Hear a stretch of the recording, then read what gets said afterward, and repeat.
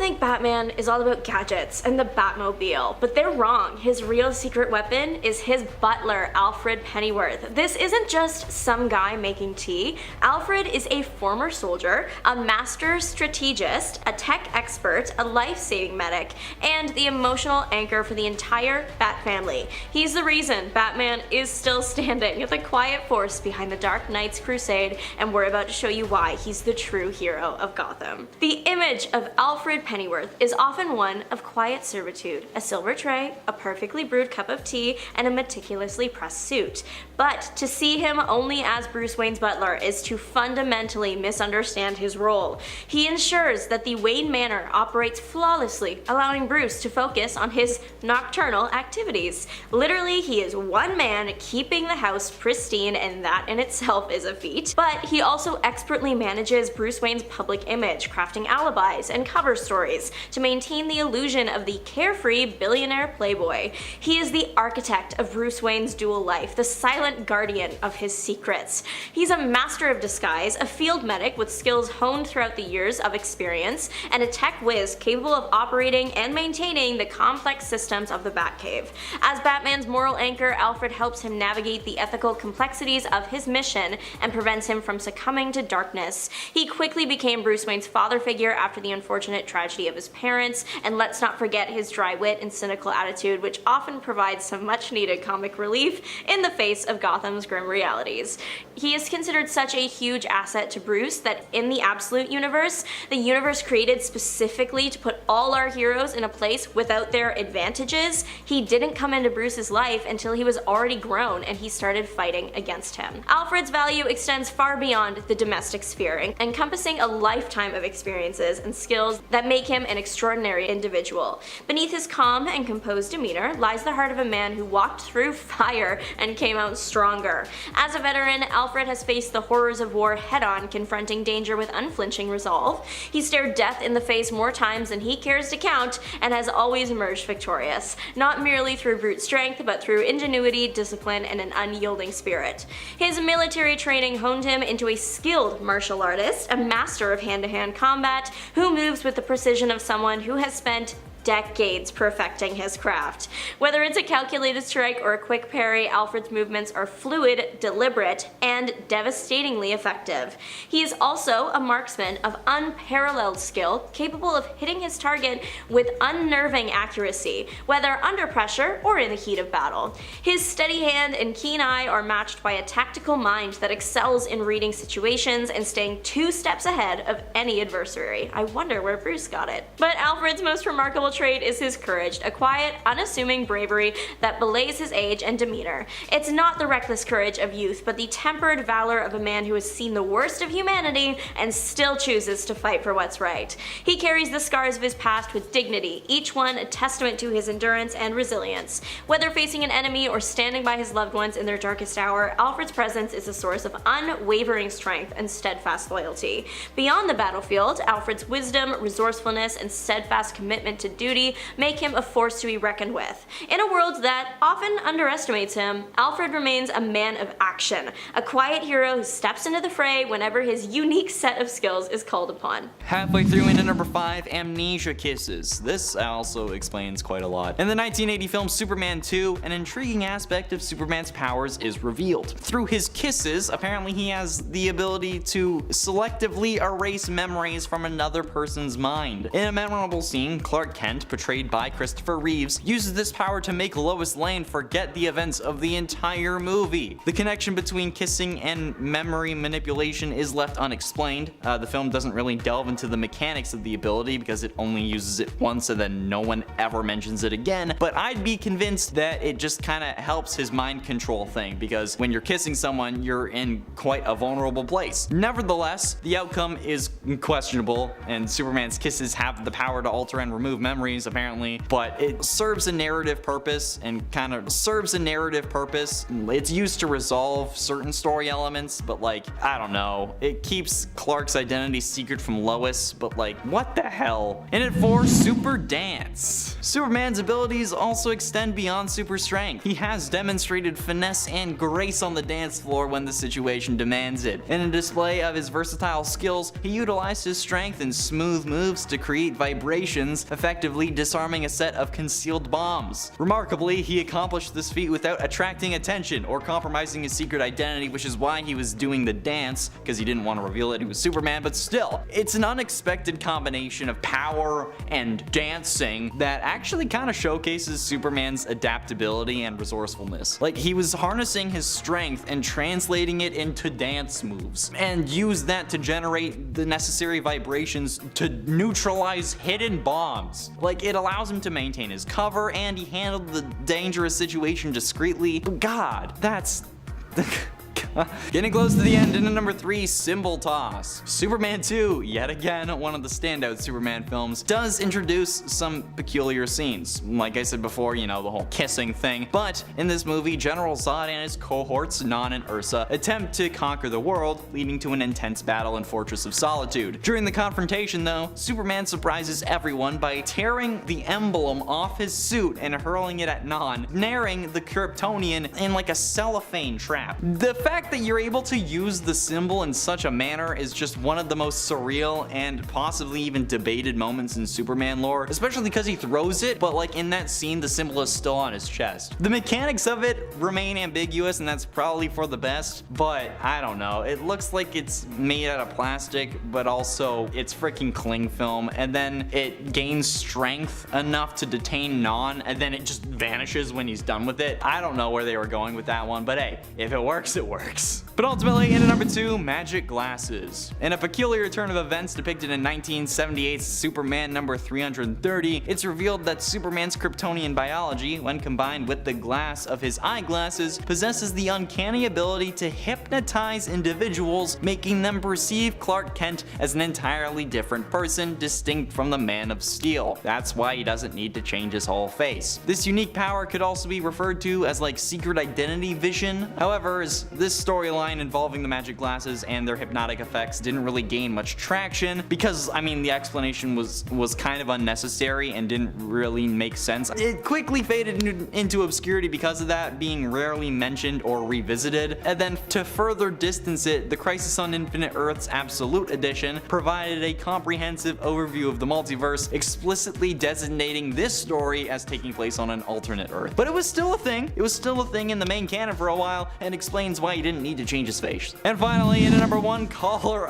ID. Superman once possessed an ability that can only be described as both a secret and utterly useless. Through use of his telepathic powers, the Man of Steel showcased the capacity to identify callers on the other end of a telephone line. In today's world where caller ID is a standard feature, this power is completely obsolete. It's like akin a slingshot to kill Darkseid. It held some relevance during that time because technology was less advanced. There was no caller ID, and telepathic feats actually seemed like it made sense, but as the world progressed and communication tech evolved, didn't really need it anymore. There you go, guys. If you want to know more about weird powers from your favorite superheroes, be sure to click the video that's popping up on screen, because these can get hella weird.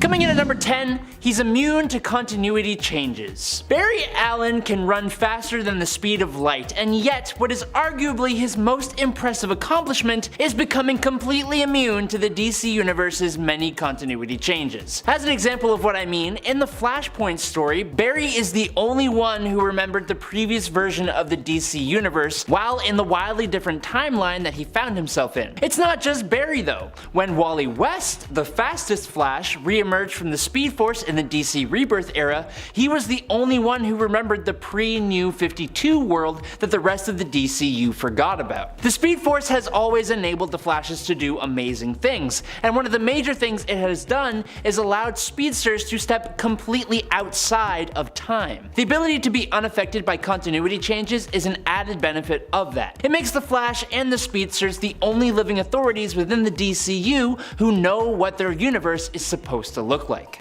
Number 9. Telepathic immunity. When someone moves their body at a speed so fast that they begin to live in the moments between moments, their minds would also have to move at such astronomical speeds. And the Flash's mind definitely does indeed move that fast. Thank the Lord the Speed Force doesn't just push the physical. Barry Allen's brain's computational enhancements do a lot for him, and I'll be talking about a good number of those things later on. But one thing that having a mind that moves just so insanely fast is that speedsters are all heavily resistant to mind control and mental attacks. If you think about this, it just kinda makes sense. If someone uses their telepathic brain at the normal human speed, any move they try to make against someone like Barry Allen or Wally West would be done at a snail's pace in comparison to their brains that are essentially moving thousands of times faster and seeing things many moves ahead.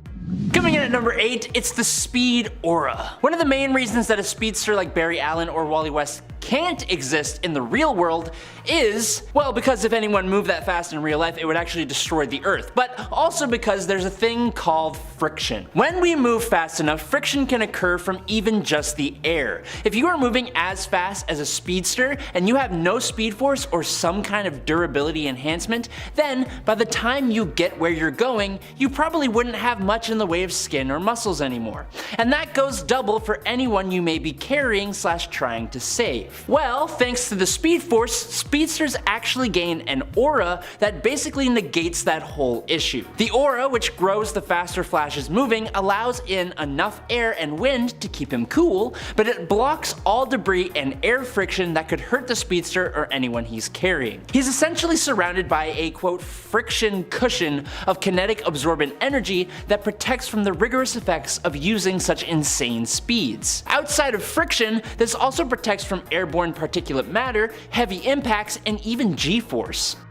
Number 7. Microsleeps. Remember how I said the Flash basically thinks as fast as he runs? Well, what if I told you he also sleeps as fast as he runs? More than that, what if I told you that he sleeps in the little in-between moments that he is fighting bad guys? Now, of course, when the Flash is facing off against Reverse Flash, other speedsters, the Legion of Doom, or any major threat, the Flash is all hands on deck, red alert, focused. But when he's out there doing the daily superhero grind and battling it out with some random petty criminals, Flash can take it easy and relax a little bit more than other people can, and that is when he has his micro naps. Taking place in the literal picoseconds, which is 1/1,000,000th of a second, the Flash can and does take cat naps that help keep him focused during a fight and well rested at all times. That explains why we never really see them sleeping at all. Number 6. Electromagnetism. One of the more curious aspects of Barry Allen's Speed Force abilities is that it gives him some degree of electrokinesis.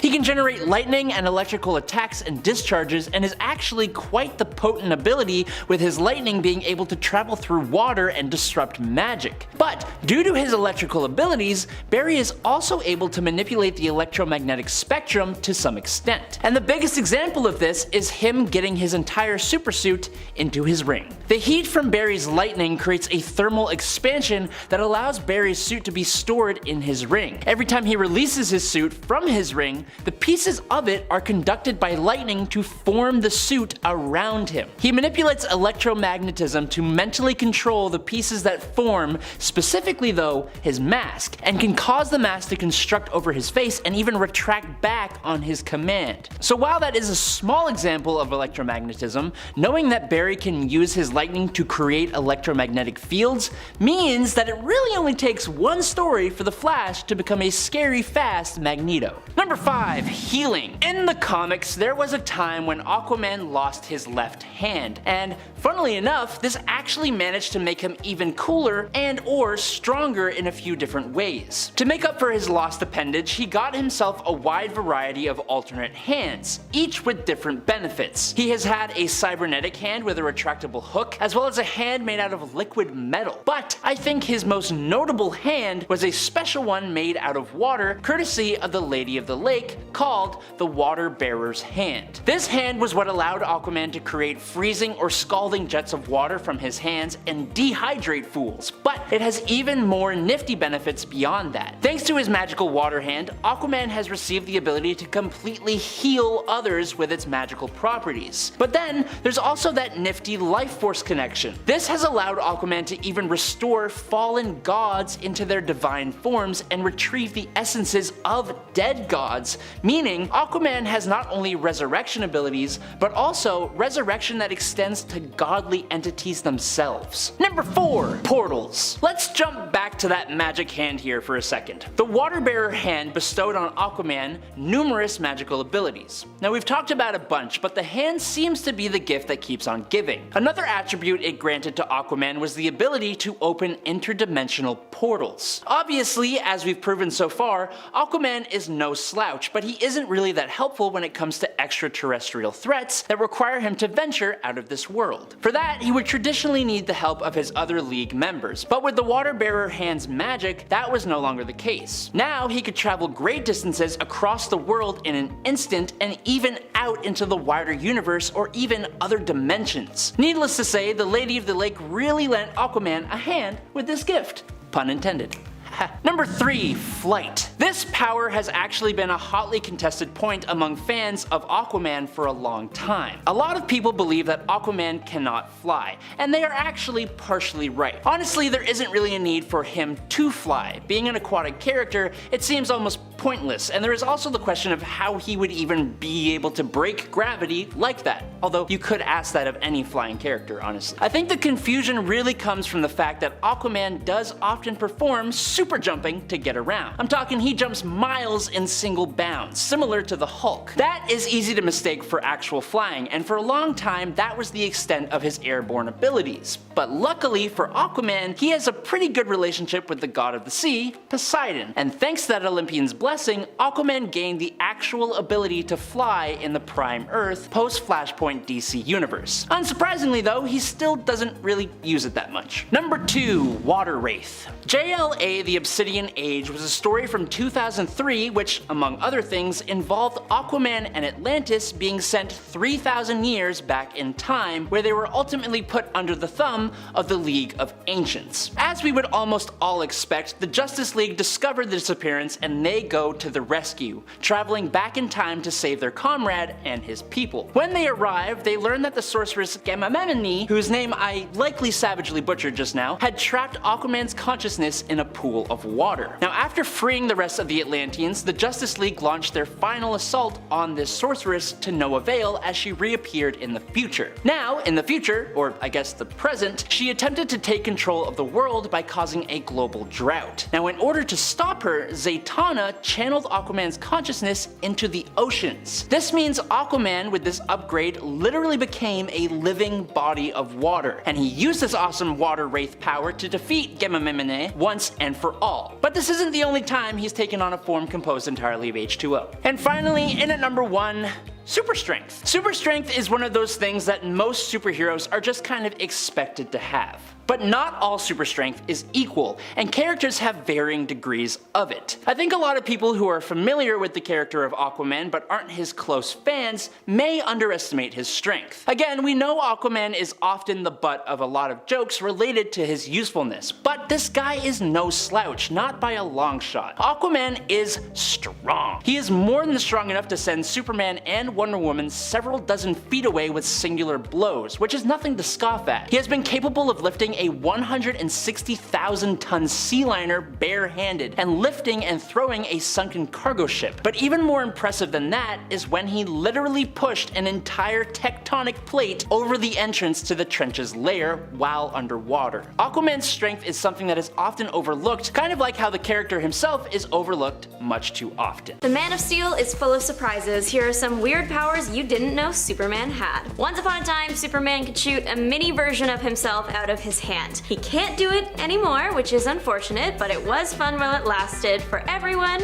but Superman. Let me explain. This was a story from 1958, Superman Volume 1, Issue 125. Eons ago, an unspecified alien race crashed their little spaceship on Earth. Superman eventually found it, but the second he touched it, it exploded. It wasn't until Superman attempted to stop some criminals a little while later that he realized all his powers, except his invulnerability, had disappeared. But to his surprise, he had gained a new power, a tiny little Superman that would shoot from his hand whenever he wanted to use his powers. So instead of Superman just using his heat vision, an extra step was added, and he first had to throw out the mini him to get the job done. The mini Superman appears to act on the command, either spoken or mental, from Superman. The people of Metropolis and around the world loved mini Superman. They think he's the bee's knees. Superman, on the other hand, while he thought the little guy was neat at first, he was getting tired of him pretty quick. See, Superman couldn't do anything. When the little guy was out saving the day, Superman was left on the sidelines feeling pretty useless, and we all know how much he likes to help people. As much as the comic is fun, it also delved into the emotional side of Superman grappling with the loss of his powers and how that makes him feel as a hero. Eventually, the little hero does disappear. A kryptonite meteor was headed towards Earth, and Mini Super directed it away from Superman by physically forcing it away, causing him to disappear forever. Once the mini hero was gone, Superman, much to his relief, gained all of his powers back. I will admit, this is my favorite random Superman power, and I wouldn't mind if it eventually made a comeback.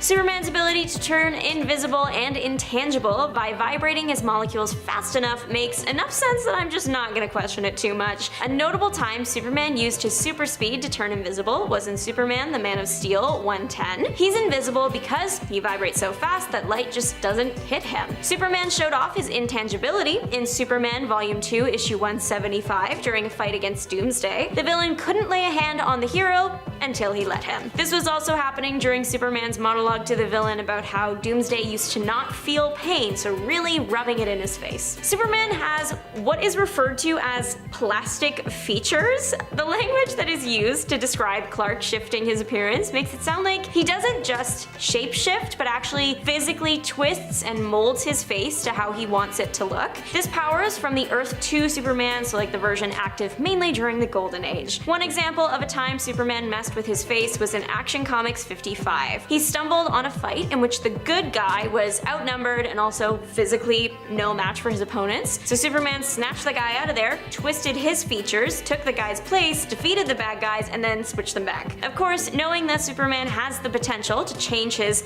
literal face around, why didn't he just do that to keep a secret identity? My guess is it's probably easier to take off some glasses than to reconfigure your face every time. Halfway through into number 5, Life Extension. After the events of Flashpoint in the DC animated universe, in a desperate bid to survive after being shot, Eobard Thawne tapped into the powers of the Speed Force, channeling it into his body to prolong his inevitable death. This granted him a brief extension of his life by vibrating his body extremely fast before succumbing to his wounds, allowing him to return to the altered timeline that Barry had created. However, the Speed Force couldn't heal his injury, and Thawne had to be cautious not to exert himself too much as it depleted his borrowed time. Determined to acquire the coveted Get Out of Hell free card, he mercilessly eliminated several members of Dr. Fate's Task Force X. Though he eventually obtained the card, a climactic encounter with Bronze Tiger resulted in the loss of his fingers and the card itself. So in a final confrontation with Deadshot, he gets gravely injured and is riddled with multiple bullets, so his life force fades away and the Speed Force leaves his body. Yeah, I mean, like, he returns to when Thomas Wayne Batman had shot him,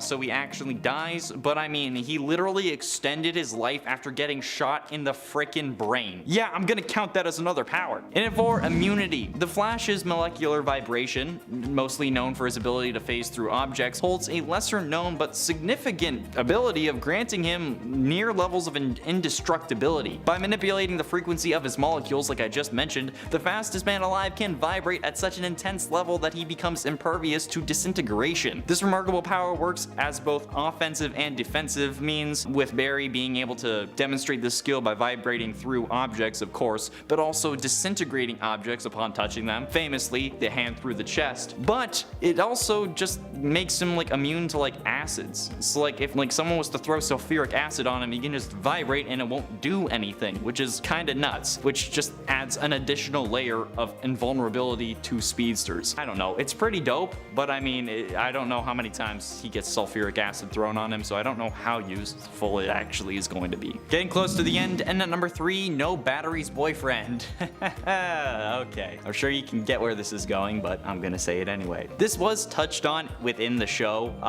and there have been jokes made about it throughout the years, but while some say that the fastest man alive wouldn't be able to make a romantic experience good, I'd say that it's actually probably the exact opposite in practice. Hear me out, okay? While yes, to the rest of the world it may seem like it took a second for it to end, but the ability to give others temporary speed or bring them into flash time like we see in the show, that 1 second could be an hour for the couple, okay? Like, the flash time thing is such an insane ability. I mean, like, he was able to do a full episode of the show before a nuclear bomb exploded, okay? It's the ultimate time saver, and it makes it even more romantic because you're literally the only two in the world for that time. And I mean, also, the dude can vibrate, which is why I called this number No Batteries Boyfriend, okay? You think that he's gonna go off in a second? You'll be off just as fast, and then you'll have a kickback like a damn cannon, okay? No wonder he ends up having kids in basically every timeline, and it's like almost always twins.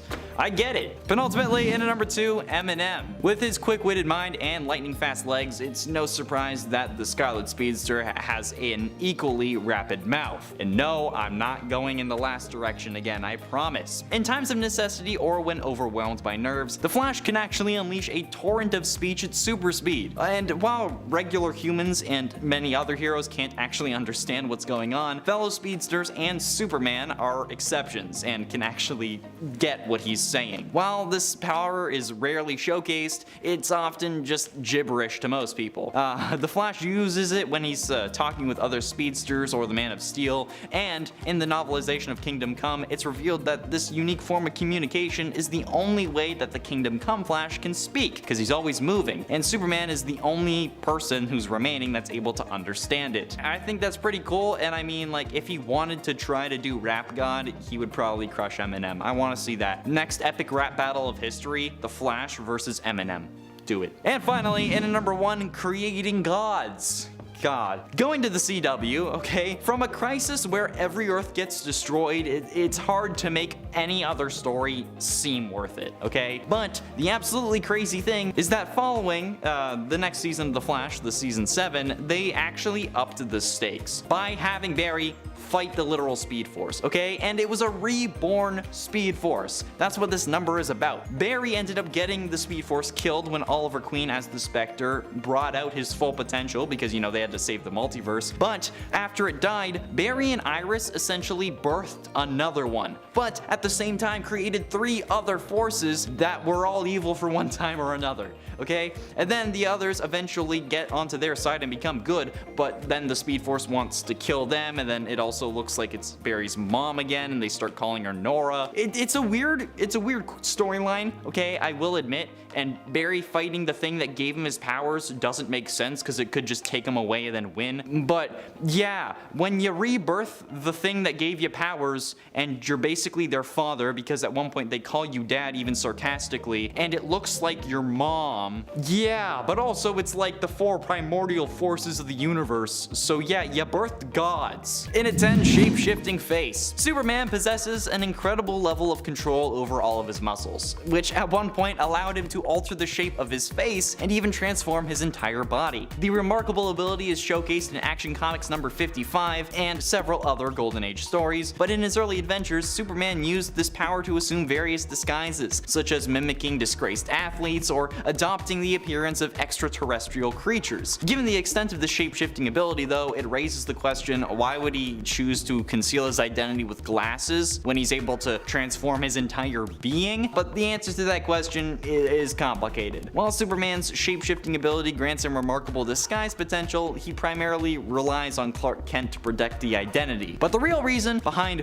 how this is so effective will be explained in a minute. And at 9, explosion containment. In the Flashpoint Paradox, Superman joins forces with the Flash and other heroes to rescue him from Professor Zoom and Rogues. As Zoom threatens to destroy Central City with powerful bombs attached to Flash and the other rogues, the heroes come up with a plan. They split up, each taking a rogue and moving to defuse the bombs at a safe distance. Superman takes on Heatwave and positions him at a cliff. With his superhuman strength, Superman just like grabs the bomb and covers it with his bare hands, and then contains the explosion. The rest of Team Flash defuses the bomb successfully and saves Flash, but Superman's just like, I got this, don't worry, boom! It's impressive, but I mean, like, yeah, it would make sense, but also the fact that like you had to hold your hands together hella hard for that to not leak out the sides, that's impressive. That's a power in and of itself. Innate Master Builder. This is where it starts getting weird. In the 1987 film Superman 4: The Quest for Peace, there is a scene where Nuclear Man damages the Great Wall of China. Upon witnessing the destruction, Superman merely gazes at the debris, and within moments, the wall is miraculously restored. This power is often overlooked, but yeah,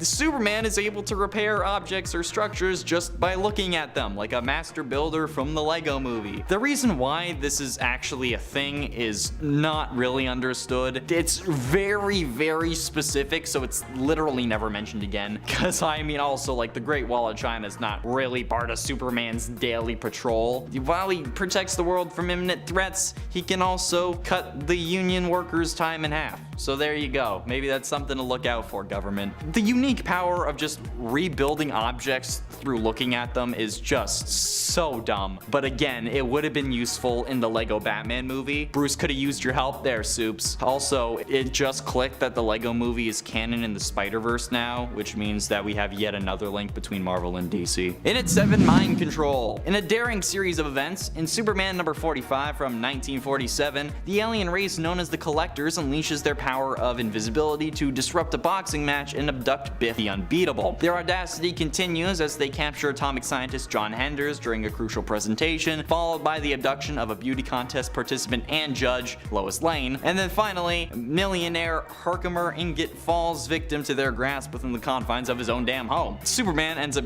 getting captured, or lets himself get captured, because during his imprisonment, he uses his telepathic abilities to coerce his captors into revealing the device that grants them interdimensional travel. He then uses this to break free from his cell, turns himself into a collector. So with the aid of that dimension hopping device, Superman transports himself to the 3rd dimension. He then also destroys the machine, ensuring the collector's abduction thing comes to an end. In its 6, self-cloning. In the pages of 1958 Superman number 125, an unusual encounter with an alien ship leads to the loss of Superman's usual powers. Instead, he discovers 2 peculiar abilities: the power to emit rainbow beams from his fingertips, and the ability to create a miniature version of himself from the palm of his hand. While the rainbow beams had their limitations, Superman relied heavily on his little clones to perform tasks requiring his usual strength. It comes as no surprise that Superman does eventually get his powers back. Superman found little reason after that to really use the rainbow beams and his mini-me. It's reasonable to assume that he could also keep these powers. Why would you rely on those when you can use frickin' heat vision? The fact that they only really showed up once does like limit their use, their functionality, and the fact that no one frickin' remembers it. In Batman Earth 1, Alfred's military past is brought to the forefront. He's not just a butler, he's a former Royal Marine, a seasoned soldier who breaks Batman's no-ending rule by eliminating the Penguin to save Bruce's life. He stood his ground against formidable foes like Hush and even the Man of Steel himself when necessary. For example, in Detective Comics 850, Alfred single-handedly confronted Hush when he broke into Wayne Manor. Despite Hush's attempts to deceive him, Alfred saw through that disguise and fought back fiercely, using his medical knowledge to assess the situation and his combat skills to defend himself. But Alfred's contributions aren't limited to physical confrontations. He's the strategic mind behind many of Batman's operations, a master planner who helps him anticipate his enemies' moves. The butler knows Bruce better than anyone and is a key player in his undercover work as Batman, helping him with strategy and tracking his plans. Alfred is a man of adaptation and mastery, and nowhere is that more evident than in his technological prowess. Far from being confined to the physical world, Alfred is a skilled hacker and digital sleuth, capable of navigating the difficult world of cyberspace with a finesse that rivals the world's best. His ability to access and interpret digital information has proven indispensable, uncovering data and secrets that even Batman's formidable skills sometimes cannot reach. Alfred's technological proficiency goes far beyond basic computer skills. He understands coding, encryption, and the intricacies of cybersecurity at an expert level. Whether it's breaking in through firewalls of a criminal syndicate or decrypting files buried under layers of security protocols, Alfred can do it with an efficiency that is as astounding as it is reliable. His skill is not just in hacking, but in understanding the ethical implications of his actions, always wielding his digital expertise with precision and purpose. This technological astuteness is not limited to moments of crisis. Alfred is the unseen hand ensuring the smooth operation of the Batcave's advanced systems, from maintaining the Batcomputer's functionality to monitoring the intricate network of Gotham's surveillance feeds. Alfred's contributions are the backbone of the Batcave's efficiency. He keeps the system secure from potential breaches, ensuring that sensitive information stays out of enemy hands. More impressively, Alfred's ability to synthesize vast amounts of data and present actionable intelligence makes him a critical asset to Batman's crime-fighting mission. Whether it is tracking down elusive leads, uncovering hidden connections in complex criminal networks, or alerting Batman to threats in real time, Alfred's role as a digital sleuth has often made the difference between success and failure. While his appearance and demeanor may exude the charm of a classic English butler, beneath the surface lies the mind of a modern polymath, one as comfortable wielding a keyboard as he is a blade. Alfred's role in the Batcave is more than supportive, it is vital, proving that in a world dominated by cutting-edge technology, his timeless ingenuity remains irreplaceable. And of course, there's his medical expertise. Alfred has saved Batman's life countless times, patching him up after brutal battles, administering antidotes, and providing critical care in the field. His medical knowledge is not only limited to humans, as he has also saved Ace, the Bat-Hound, on several occasions.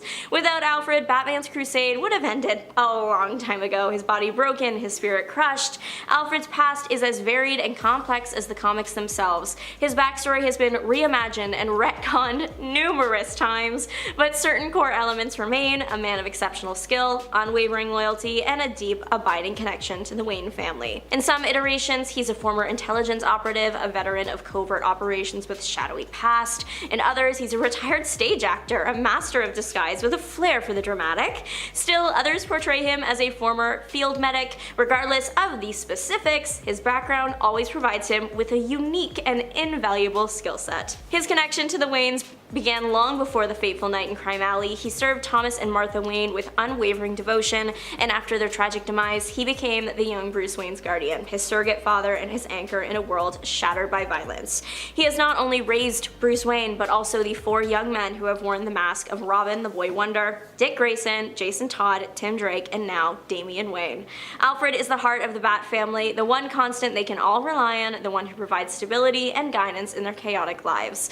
The importance of Alfred Pennyworth is not lost on those he serves. Batman himself has acknowledged Alfred's profound impact, calling him the most important member of the Bat family and the one person who keeps him sane on numerous occasions. Alfred he's everything. He's the one who kept me from going over the edge. He's the reason I'm still standing. We call him Elf sometimes, jokingly, Mom, but it's true. He's the heart of the family, always has been. These are not mere platitudes. They are heartfelt acknowledgments of the profound influence Alfred has had on their lives. He is their confidant, their advisor, their unwavering support system. Alfred Pennyworth is the cornerstone of the Batman story. He is the quiet strength that supports the Dark Knight's crusade, the unwavering loyalty that anchors him to humanity. He embodies a unique blend of compassion and competence, of wit and wisdom. His skills are as diverse as they are essential. Alfred Pennyworth, he's more than just a butler. He is a hero in his own right, a man who has dedicated his life to a cause greater than himself. He is the unsung hero of Gotham, the silent guardian who makes Batman's missions possible. He is a father figure, a confidant, a medic, a strategist, and a true friend. Without Alfred, Batman would not be the hero he is today. So the next time you see the bat signal, remember the man behind the mask, the man who keeps the darkness at bay, Alfred Pennyworth, Batman's secret weapon. Number 5. Speed Force clothing. So we just talked about how Barry uses electromagnetism to assemble his suit from his ring. Still defies so many things, but his counterpart, Wally West, sometimes he doesn't even have access to his suit for various different reasons. This isn't a problem though, as Wally West Flash can also make his costume directly out of the Speed Force. Now this ability does take some concentration and comes with the risk of the Flash ending up completely naked if he happens to get knocked out or something, but thinking about it, this means that speedsters can basically have the ability to make Speed Force constructs. But beyond just creating a temporary Flash costume, which looked awesome by the way, Wally has used this ability to reweave the molecules of his Kid Flash costume and construct a completely new Flash suit out of pure Speed Force energy. What does that even mean? I don't know. Do you know? Probably not. Number 4. Speed Bank. One very useful trick that both Wally West and Barry Allen have been shown to have is the ability to lend out and take away the Speed Force abilities from others. Basically, these two can act as something of a quote speed bank. That's what someone online called it at least. These two Flashes are so well connected to the Speed Force that they can give or take speed away from others. As with any ability that is much too overpowered, like Speed Force constructs for example, it uses a fair amount of quote concentration, leaving the Flash open to other attacks. But if they want to, the Flash can make anyone a temporary speedster to help in a fight, or he can take away the speed from people or objects, stopping them in their tracks. Or, if you go by the name Impulse, Wally West can freeze you in one pose and leave you in a museum alive but petrified for all times. Sounds scary when you say it like that, doesn't it?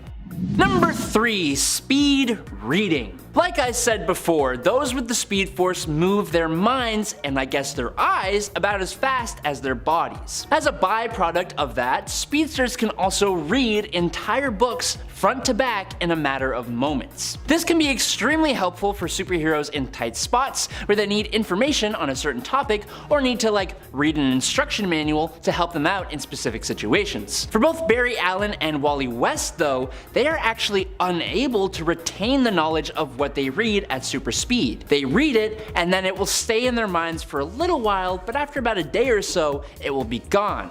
But those two aren't the only speedsters around. Both Bart Allen and the original Flash, Jay Garrick, have both completely mastered this ability. These two speedsters can retain everything they read, and Jay has even bragged that he has read every single science book in the world and can recite them word for word. I kinda believe it. Big old nerd. Number 2. Speed Cloning. This one is something that has been seen before with other fast-moving superheroes. In most iterations of an ability like speed cloning, a character is simply moving so fast that they appear to be in more than one place at the same time. With the Flash though, it's just a tiny bit different. They do move so fast that they appear to be in two places at once, but that's because that's actually another them. The Flash is able to create duplicates of himself by very quickly entering and exiting the time stream, essentially creating versions of himself that are 1 second older or younger than the main one. These clones aren't actually clones, as in they aren't genetically grown beings identical to the host, but rather they are actual moments of the Flash that are just cut out from time and pasted into another moment. When he was Impulse, Bart Allen was the first one to ever do this, and it went really bad, as the hero then watched a time-displaced version of himself completely lose his life, which has to be absolutely terrifying to watch. And finally, in number 1, it's a super metabolism. This one does feel like a bit of a no-brainer, but I find that a speedster's metabolism doesn't actually come up very often, not in stories or anything really. Basically, every speedster has a faster metabolism than an average human, and that just makes sense, but it affects each of them differently. They all heal at a faster rate than normal people, but Barry Allen himself has shown the ability to just focus on an injury and heal it almost instantly. When his arm was completely crushed, it only took minutes for his arm to be completely healed. He was also able to quickly heal from the absolutely insane pressures of being 2,000 feet below the ocean, which dealt extreme damage to his body, and he was fine. Wally West at one point had a weaker connection to the Speed Force, and at that time, Wally would have to eat massive amounts of food just in order to keep his metabolism up and running, which to me sounds like an absolute nightmare. I love food, but could you imagine having to just always chow down on a mountain of food, especially if it wasn't good food. Luckily, once he was able to fully connect to the Speed Force, that went away, but it's an interesting thing to note that in order to keep themselves up and running without the Speed Force, speedsters have to be super eaters. The super metabolism also unfortunately means that parties are celebrated sober only, but the Flash is virtually immune to any gases, so like, you win some, you lose some, you know what I mean? Coming in at number 10, talking to fish. Look, almost everyone knows Aquaman as the guy who can talk to fish.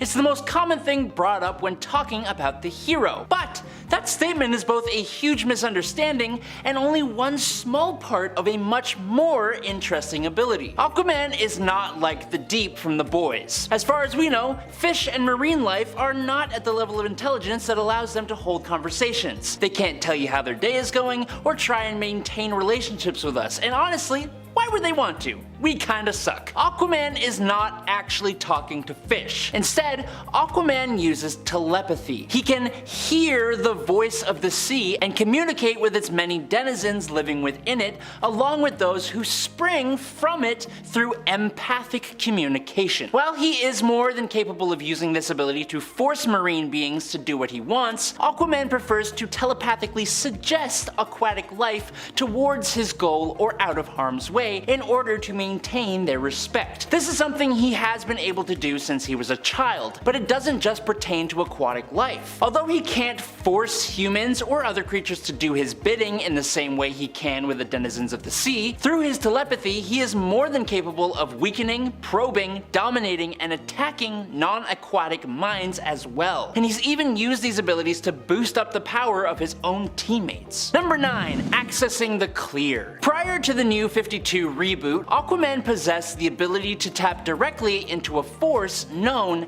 as the Clear. This primordial force is what binds all life in the sea and provides ocean-themed heroes with their superpowers. Thanks to his harnessing of the Clear, Aquaman's awesome natural telepathy that we just talked about was augmented to a larger degree, allowing him to communicate with and summon sea creatures from the other side of the planet and send out telepathic broadcasts across the ocean. It even allowed him to form a universal consciousness with all life in the sea, enabling him to send his mind out to see through the eyes of sea life. Something interesting about this force is that, well, technically, all life at some point originated from the ocean. So, Aquaman can also push his telepathic powers to reach out to the higher land creatures to find that element of their brains that was once an aquatic dwelling creature and manipulate it. Now, post New 52, this connection to the Clear has been altered slightly and is now known as a connection with the Life Force. The Life Force is one of the 7 forces of the universe, and for Aquaman, his connection to the Life Force is focused on marine life, and not just the marine life of Earth either. Through the Life Force, Arthur is connected to all living beings, which has enabled him to establish a supernatural link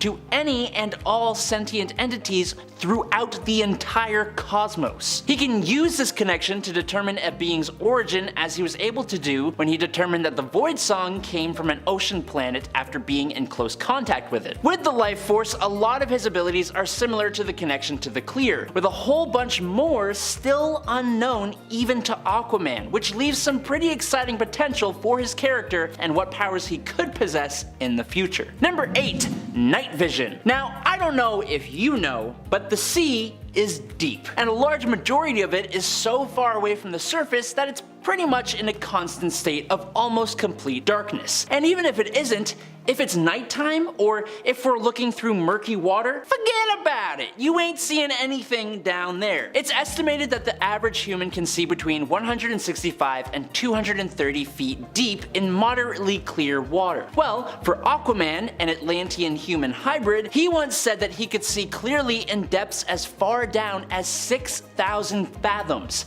aka 36,000 feet. That is insane. That includes seeing through the murkiest of waters. So, now, take that incredible supervision and put it on land where it's not inhibited by water, and Aquaman has incredible supervision, allowing him to see clearly in the dark and see things that other League members could never even hope to pick up on. Number 7. Summoning undead sea life. Some of our heroes' powers really only come to light or become useful in very specific situations, and some literally only appear in key events, never to be seen again. Now, an example of that kind of power for Aquaman came during the Brightest Day crossover event, which followed the awesome Blackest Night. In Blackest Night, Aquaman was one of a bunch of heroes and villains that were resurrected from the underworld to become members of the Black Lantern Corps. After their defeat, the remaining heroes and villains who returned to the land of the living had to now find their purpose. Aquaman was returned with the purpose of both saving Aqualad and preventing a war between Atlantis and Zabel. Arthur found that since he was resurrected to serve as a member of the Black Lantern Corps, he was now able to summon undead sea life to come to his aid. And trust me when I say that it is much cooler than you might think. Unfortunately though, it didn't really stick around for a long time. Number 6. Magic. Now before you get all up in arms, no, Aquaman is not any kind of otherworldly powerful magic wielder. He's no Zatanna, Constantine, or Dr. Fate, but still, a lesser known inclusion to his surprisingly long list of abilities is that Aquaman has the underlying potential to cast and manipulate the forces of magic. Now it's worth noting that normally he needs an item of power to channel this power through, like, oh I don't know, a trident for example. But on a few occasions he's been able to use magic without his trident or any kind of channeling object for that matter. This magical ability is bestowed on him simply by being a member of Atlantean royalty, but also by being blessed by both Poseidon and the Lady of the Lake, the overseer of the metaphysical realm known as the Secret Sea. He has shown the magical capability to shoot lightning from his trident, manipulate the weather, create jets of water out of his hands, and he has even been able to dehydrate some enemies to the point of sending them to the afterlife, which is an absolutely terrifying way to go. But thanks to his magical affinity, Arthur Curry is also resistant and resilient to the forces of magic too, which is something he actually has over Superman. So take that, you haters. Moving into the movies from the 1980s, Superman 2, Superman displayed his amnesia kiss power. Super fun, love the implications of this. How does it work? That is still up for debate even over 40 years later. Lois Lane during this movie knew Superman's secret identity, and it was weighing on her, so in an act of mercy, I guess, Clark decided to give her a super kiss that would erase her memories of his secret identity, and only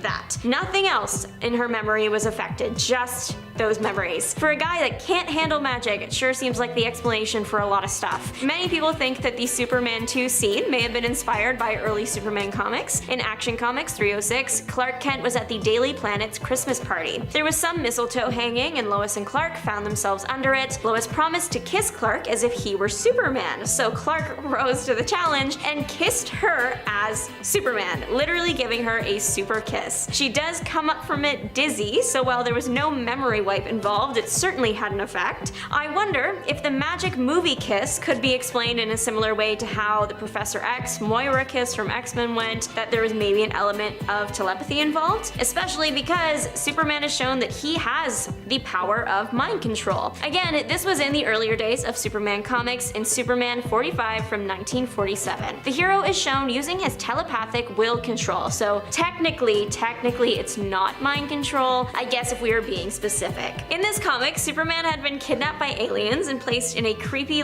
trophy museum. He was physically incapacitated, however his mind was still active, so he used his will control against an alien wearing the tech that he would need to get home, getting them to remove it from their body. He then knocked his glass cage down and used the plastic face twisting thing we talked about before to transform into one of the aliens. He was able to grab the tech, save the other prisoners, and escape, destroying the alien tech once they all got back home. Overall, there is one major criticism when it comes to the whole Clark Kent Superman disguise thing, and that's people saying that only wearing glasses as the disguise is kind of silly. Many people claim that they would absolutely recognize someone if they just put on glasses, and now that we know about Clark's shapeshifting abilities, the man has no excuse, but maybe, just maybe, there was once a reason why Clark's glasses just did the trick. Apparently, they were once briefly hypnotizing people into believing that Clark Kent and Superman were physically different people. The way the story went is when Clark was a kid, he destroyed his glasses using his heat vision while wearing them, so he went to the rocket that delivered him and found that the glass on it happened to shatter in two perfectly rounded pieces that just happened to be the right size for his glasses, because Clark seems to have super luck too. Superman reasoned that the properties of the glass must intensify the low-level hypnotic effect of his eyes, meaning that when he wears them, they help him project what he wants people to see when he looks at them. So Clark Kent appears as scrawnier and less handsome, but the glasses come off and poof, it is strong and pretty Superman. Back in the movies, that time in 1987's Superman 4: The Quest for Peace, Superman seemingly rebuilt the Great Wall of China after it was destroyed. However, it appeared he did it just by looking at it. Now, we already know that Superman can make himself vibrate so quickly he can turn invisible, so maybe he was just moving so fast we didn't see it. Either way, it's a giggle-worthy moment for many super fans. Superman's power of total memory was once mentioned in Superman 156. Basically, he contracted a deadly virus and he was just trying to remember anything he could about it from his life back on Krypton before,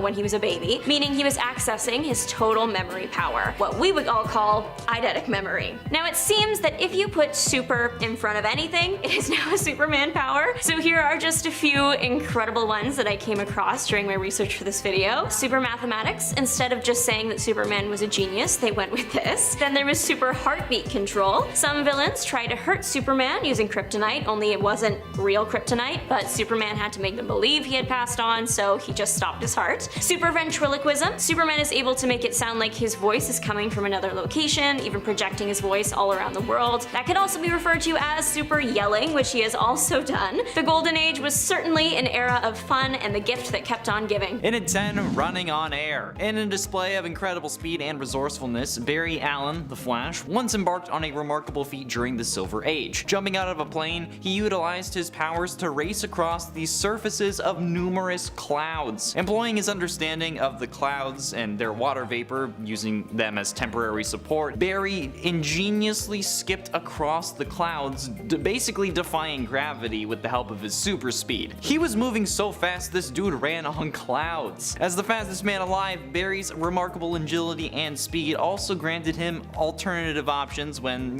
terrain is limited. In a remarkable demonstration of his abilities, again, he moved his legs with such extraordinary speed and force that they compressed the air molecules beneath him, making basically just a staircase for him to run up in the air. It's insane. This incredible display showcases the extent of Flash's powers and just the fact that you can give him whatever powers you want just using speed as an explanation, because damn, dude just ran up air. In at 9, voice modulation. While shapeshifters such as Martian Manhunter and Plastic Man are known for their deceptive abilities, the Flash is not typically associated with those powers. But the fastest man alive found a way to utilize his supersonic speed to manipulate his voice, making it as challenging to figure out who he is as it is to outrace him in literally anything. By vibrating his vocal cords at various wavelengths, the Flash can effectively disguise himself and mimic the voices of other individuals. This skill is actually pretty dope, and as far as the show goes, was only used to disguise his voice when he was talking to people that he knew, which is the most logical way a superhero has disguised their voice so far, but damn, he was also able to subtly use makeup and this ability to deceive members of the Rogues Gallery, leading them to believe that he was one of their own. And at 8, teleportation. There was this comic called The Human Race, wherein a group of cosmic gamblers who existed at the edge of the universe traveled around the cosmos and made bets with each other for fun. They were ultra mega powerful, so this was their only form of entertainment. They picked up speedsters throughout the cosmos and made them race against each other while placing bets on it like some weird horse race, but the speedsters who lost got their home planets destroyed. Yeah. In one such bet, Earth gets the attention of these cosmic gamblers, and Wally West, the current Flash and the fastest man alive, became the representative for Earth. During a race with the fellow speedsters in the bet, Wally, who realized the cosmic gamblers will never refuse a friendly bet, proposes another one with those gamblers that he will reach Earth before they can. The fact that the cosmic gamblers can teleport made them extremely cocky, so of course they're going to take it, but god damn. Using the kinetic energy of everyone on Earth and then some, Wally ran at what is called the trans-time velocity, fast enough to beat teleportation, which is 23 trillion times faster than the speed of light, which is an unfathomable number. He reasonably should have lost and gotten the whole planet destroyed, but he didn't. So there you go. He can run as fast as teleportation. And at 7, flying. This also isn't even a joke or a technicality. In the Justice League Unlimited episode I Am Legion, Wally West, who was the Flash at the time, faces a situation where he plummets from a jet with no means to halt the fall. Quick on his feet though, or I guess quick on his stomach, Wally comes up with a plan and starts rapidly spinning his arms. The resulting gust of wind becomes so powerful that it not only slows his descent, but allows him to hover in mid-air like a helicopter. However, lacking experience in flight, Wally struggles to actually control this and veers off course until he crash lands on a beach, but the instance demonstrates that the Flash can fly using his powers if he does so effectively. Both Barry and Wally, along with other speedsters harnessing ample Speed Force energy, are able to actually take flight by generating force resembling a helicopter with either their arms or their legs. Once airborne, they can then maneuver their flight trajectory using the same techniques or run atop clouds and other airborne surfaces, as I mentioned earlier. And at 6, anti-death equation. This is the opposite of the anti-life equation, but I wasn't going to call it the pro-life equation. The anti-life equation stands as a legendary concept coveted within the expansive DC universe. Darkseid, the relentless pursuer, always seeks to unravel this enigmatic formula, whatever the case may be, which has been depicted in various ways by different writers. It has been portrayed as proof that existence is ultimately meaningless, and as an inherent concept within the minds of sentient beings, enabling absolute control and domination. But while the anti-life equation holds immense power, it finds its match with the Speed Force. Barry Allen, as the Flash, possessed the ability to defy the equation's influence through physical contact, demonstrating the extent of these extraordinary capabilities with Iris. In a moment of heroics, Barry used this power to rescue Iris West, who's in this universe the aunt of Wally, not his sister, from the clutches of the equation with a kiss. Yeah, just by kissing her, Barry counters the equation's grip, showcasing that the Speed Force is basically all powerful. Okay, that's nuts.